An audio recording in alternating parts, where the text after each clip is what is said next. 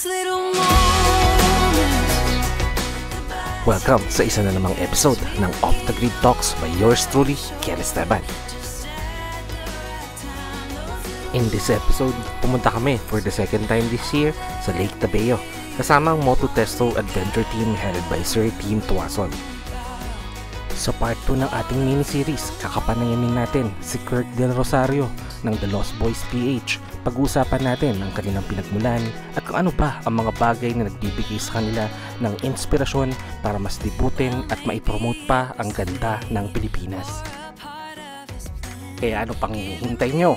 Sit back, relax, and enjoy the show. Let's go! Yeah, saan ba nang galing ang Lost Boys? To be honest, it started sa yung Peter Pan concept. Peter Pan and the Lost Boys. Pero I wanted equal, kaya the Lost Boys na lang lahat. First, the story is, nakasama ako sa Philippine Loop ng Moto Testo, and that's when I met Sir Tim of Moto Testo. Ayun, naging maganda yung bond namin, and then he offered yung partnership. And then what made me say yes is marami silang kinicarry na brand eh.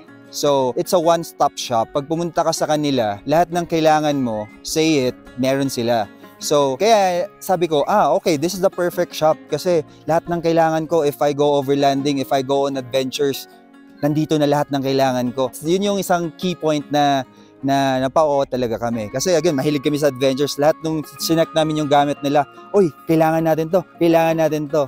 So, that's it. Kaya sabi namin, it's a no-brainer, yes. Ang hirap nung kung ano yung favorite na brand na kinabit. Lahat gusto namin lahat useful. Pero what we did, lagay muna natin yung kailangan mo, basic needs for adventure or overlanding. And then, we'll just adjust from there. Pag na-realize namin, kasi that's the beauty of overlanding. Hindi mo pwedeng ilagay lahat kasi baka hindi mo kailangan. So, every time you go out, ma-realize mo, kailangan ko pala ng water station, kailangan ko pala ng power station. So, from there, sinasabi ko kay Sir Tim, kailangan pala namin to, ganyan. So, from basic, dahan-dahan, ganun. And then, hanggang sa naboto. Pero hindi pa to tapos. Hindi pa to tapos. Siguro, pinaka-favorite ko, ang hirap Bahal Heights. Favorite ko yun kasi mas mailaw ako. Napakaganda. Sobrang useful kasi lalo mahilig kami sa remote areas. So, pinapasok namin yung mga liblib na lugar. Laking bagay. Backpacking talaga ang Lost Boys. And then, nag-motorcycle kami. And then, hanggang sa nag-transition. Ngayon, nasa overlanding kami. Kasi it's parang natural sa amin yung outdoor. We love the outdoor. So whatever activity is that, na basta it involves outdoor, kami yan. I mean, gusto namin yan.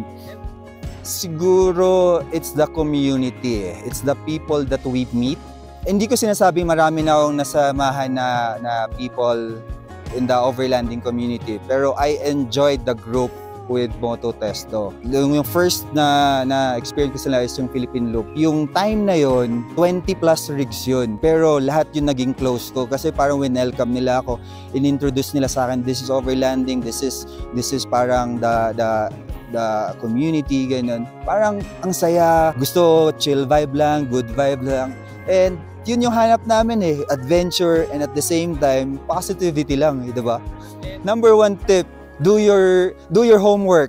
Mag-research kayo kasi maraming factor. It's either yung RoRo schedules, baka pagdating mo dun wala namang schedule, sayang oras mo. Magastos pero doable. I mean, mag-save ka, it involves budget. Pero magaguarantee ko lang if you do a Philippine Loop, you will enjoy the beauty of the country. Kasi again, we have 7,100 islands dito. And hanggang ngayon, it's a third time na kami nag-Philippine Loop, pero hanggang ngayon gusto pa rin namin ikutin kasi ang dami pa namin gustong puntahan. Yung fuel na nagastos nung nag-Philippine Loop kami was around 50 or 60,000. Add mo na lang yung cost ng, let's say, kung mag-food and accommodation and all other activities na kung gusto mong gawin. Pero, again guys, it's all worth it. Marami kami adventures. Pero again, next in line is we'll be going back to Mindanao next month. That's June. So we'll be traveling to Mindanao by land. And then along the way, may mga dadaanan tayong camping spots or mga magandang spots. Mag-explore tayo. And then as well as, well, original plan is iikot na rin tayo Mindanao kasi may mga provinces pa kaming hindi napuntahan. So, i-check na rin namin yun. So, abangan nyo yun sa amin. Shout out kay Brian dahil wala ka dito. Ako'y napasubo dito. And then shout out to Moto Testo for always supporting our adventures. And again, yung wife ko, I love you. And baby namin, I love you.